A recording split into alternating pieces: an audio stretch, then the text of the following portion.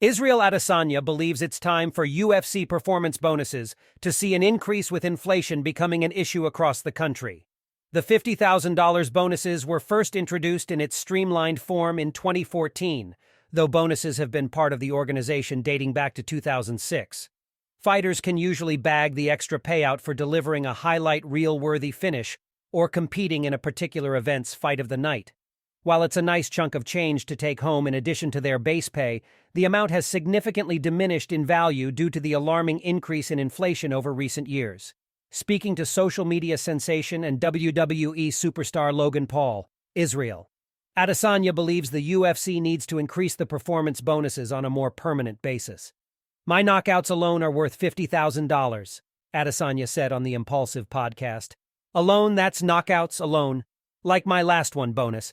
I've said this, the UFC, sometimes they bump it up to $100K for certain cards. UFC 200, I think, or UFC 100 they did, bonuses were $100K. When I knock someone, I normally get a bonus, so I'm like, my knockouts are worth $50,000. Adesanya has earned a performance bonus for all 5 of his knockouts inside the octagon. His most recent coming against longtime rival Alex Pereira at UFC 287 in April. The UFC has, on occasion, increased the performance bonuses from the standard $50,000 to $75,000 and $100,000, though those are typically reserved for special events like the ones Israel Adesanya mentioned. During its return to the UK in March 2021, the UFC handed out a performance bonus to 9 individual fighters for delivering finishes in what turned out to be one of the best cards of the year. Though again, that was a fairly unique situation, and not something a fighter can typically count on. Israel Adesanya also believes the $50,000 should be increased based on the promotion's recent merger with World Wrestling Entertainment, forming a singular business entity worth a staggering $21 billion. The UFC and WWE merger, $21.4 billion company, Adesanya continued.